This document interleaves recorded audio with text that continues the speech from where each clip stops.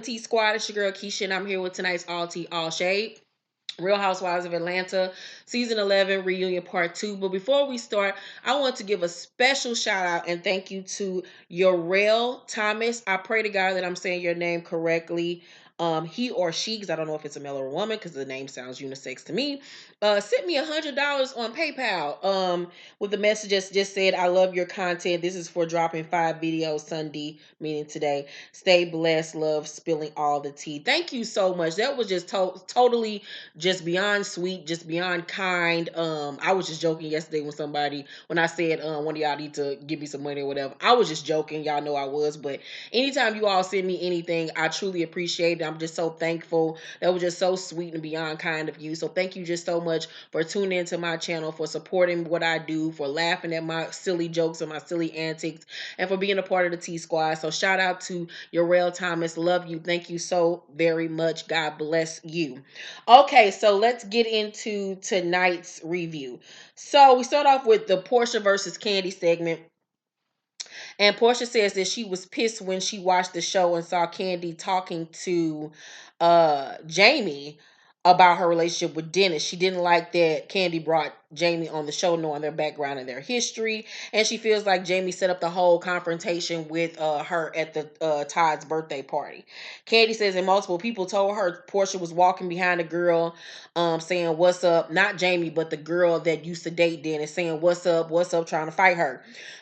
She personally doesn't think that Porsha walked up and was nice to the girl. Porsha denies that she was drinking that night of the party because she says she was like 3 months pregnant, but Kandi shows a picture where she did have a drink in her hand.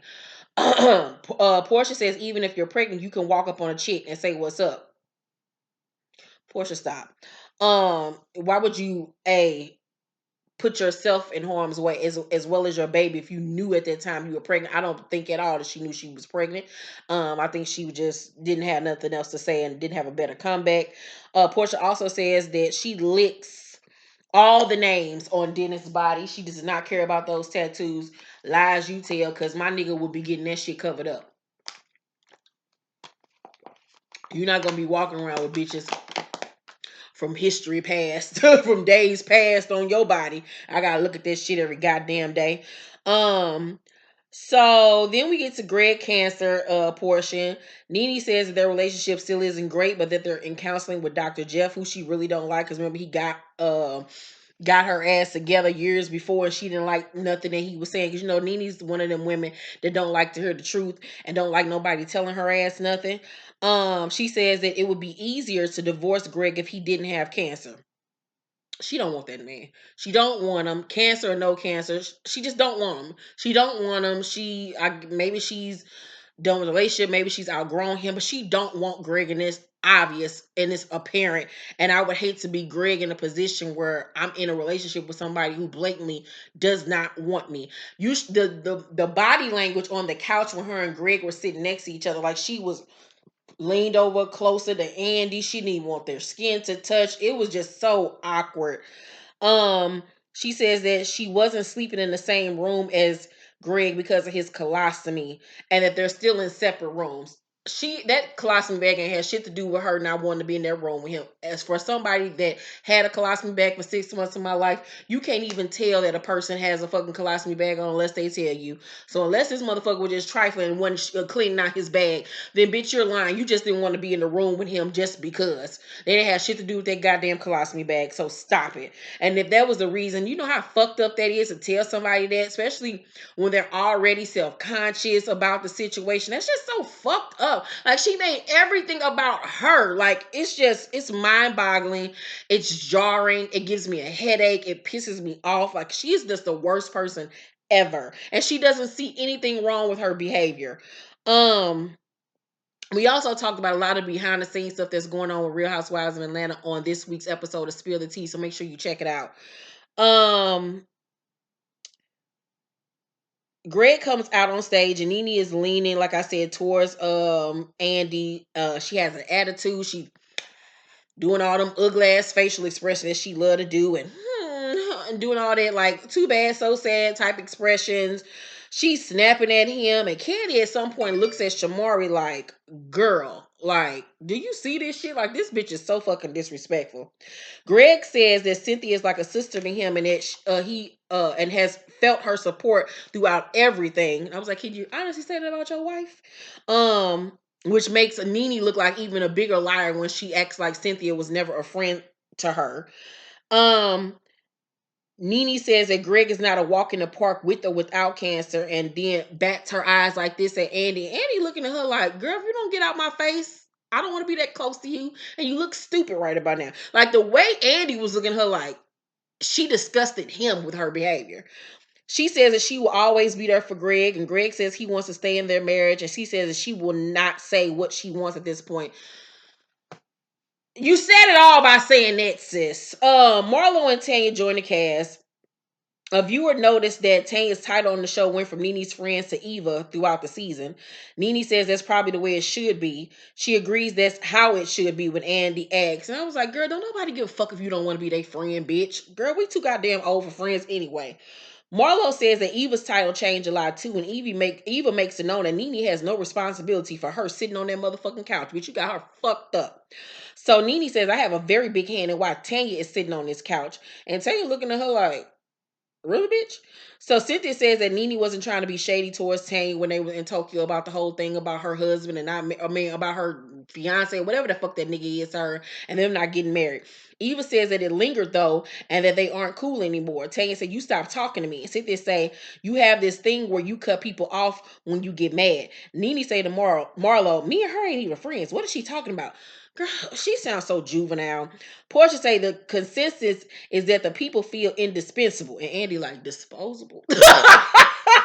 I was like, Porsha, we love you sometimes, meaning me, but girl, you trying to use big words ain't the move because you fuck up every time. So NeNe say to Tanya, I'm that girl you want to have an argument with.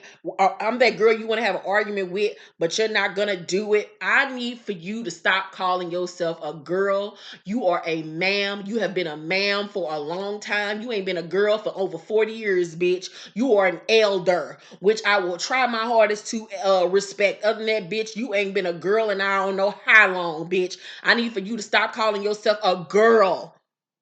You are a nana. You are Mima. You are Granny. You are Grandma. You Mima. Bitch, you ain't no girl. Girl. Ooh. She gets on my nerves with that shit. Then gonna say, Tanya say, I don't understand the words that are coming out of your mouth. And then NeNe say, you gonna have to beg for that peach. You gonna have to stick it up your pussy before you get one from me. She try to read people, her and Marlo, and the reads be so late. It just be so vile. It don't even be funny. It don't even be like um witty, or it's just I be looking at it like, girl, shut up. So NeNe say to Andy, y'all on the end of trying to work for these spots, just trying to act like everybody just trying to work so hard to get their peach next season. Bitch, you better hope you get one. So a viewer points out that Marlo fucked with Eva all season and then got red on that goddamn bus in Tokyo. And Marlo gonna say they cut out all her good reads. And the girls like, no they didn't, bitch. She got your ass hook, line, and sinker. So a viewer asks why the girls didn't stick up for Tanya when NeNe was bullying her. And Eva says that she didn't notice it till she watched it. And NeNe say they are desperate on that end of the couch. I was like, girl, bye. Just because somebody telling you the truth, that mean they desperate. So Shamari segment starts and Marlo says she has a drinking problem. And Shamari says, tell me something about gold digging or shopping and then I'll listen. Give it to Shamari. She has some reads for Marlo tonight, and I think a lot of them reads went over people's head, but Shamari can read. Marlo says the streets is talking about her having an alcoholism problem, and Shamari say, don't nobody even know who the hell you are. You've been on the show 6 seasons, and I still can't tell what the hell you do.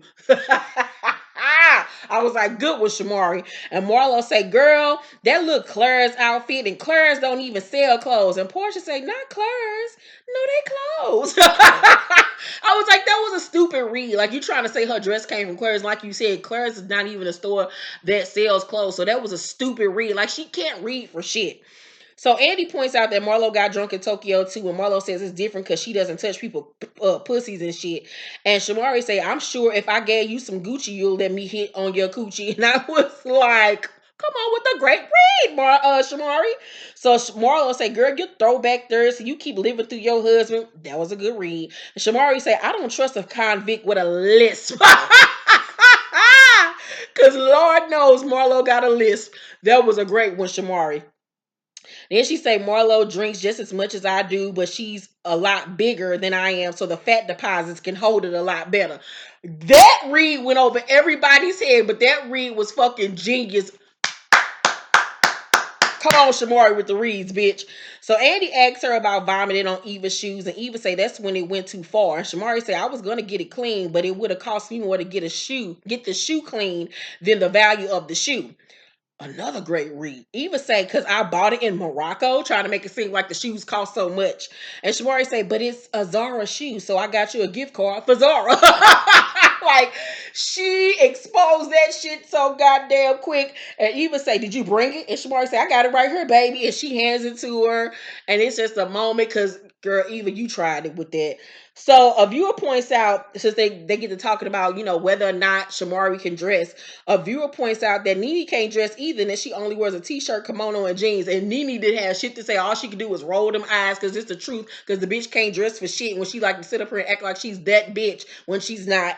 So they talk about the bi-wig party, and the girls tell NeNe they want to be there for her, but she won't let them. And Cynthia tells her that she does herself a disservice when she internalizes things. NeNe says they're not her friends and not everyone wanted to be there for her. Andy shakes his head at her like, girl, you are making yourself look horrible.